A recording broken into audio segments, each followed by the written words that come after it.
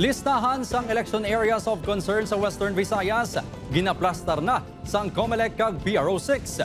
Mga lugar nga may intense political rivalry kag presensya sa mga rebelde pagatutukan sang kapulisan. Si Zen Kilantang Sasa nakatutok live sa barangay MH Del Pilar, Haro, Iloilo City. Zen.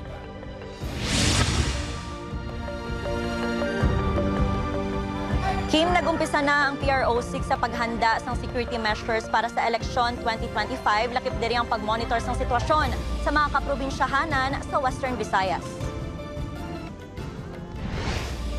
Sa pagtakop na sang COC filing, nag-umpisa naman sa pagtipon sa mga impormasyon ang Police Regional Office 6 sa mga probinsya kag kabanwahanan. Agud usisaon ang political climate sa tagsa ka lugar para masiguro ang kalinong kagkatawhay sa palaabuton nga piniliay sa May 2025. Apisar wala pa sang opisyal nga listahan sa mga kwalipikado nga kandidato halin sa Commission on Elections, nagsugod na ang monitoring sang kapulisan agud ma-identify ang mga lugar nga dapat tutukan sa rehiyon. Ang ginakandak naton subong is continuous monitoring. So kumbaga ginalantaw naton ang situation sa Sininga Banwa, kung ano ang situation.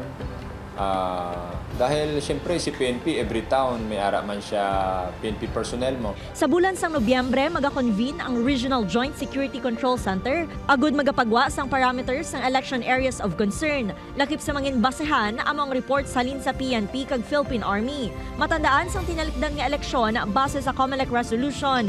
Maklasify ang lugar nga wala sang election-related cases sa idalom sang green category o kunong security concern. Yellow category naman ang mga lugar nga may election-related cases. Orange category ang election areas of immediate concern, kag red category naman ang ginakabig election areas of grave concern. Ginpahayag sang PRO6 nga pagatutukan nila ang mga lugar nga may intense political rivalry kag may presensya sa mga rebelde nga grupo. Apang subong, wala pa sila sang may na-monitor. We will be referring as reference kung may ara na kita latest na COMELEC resolution kung paano nato i-classify ang election areas of concern. Samtang naglabot naman sa 2,418 ang numero sang aspirants nga nagsumite sang certificates of candidacy sa nagkalain-lain nga posisyon sa bugos nga Western Visayas.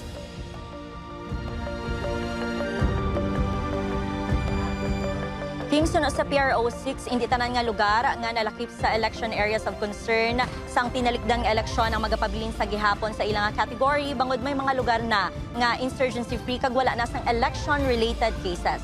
Kim? Madamong gid nga salamat, Zen Kilantang Sasa.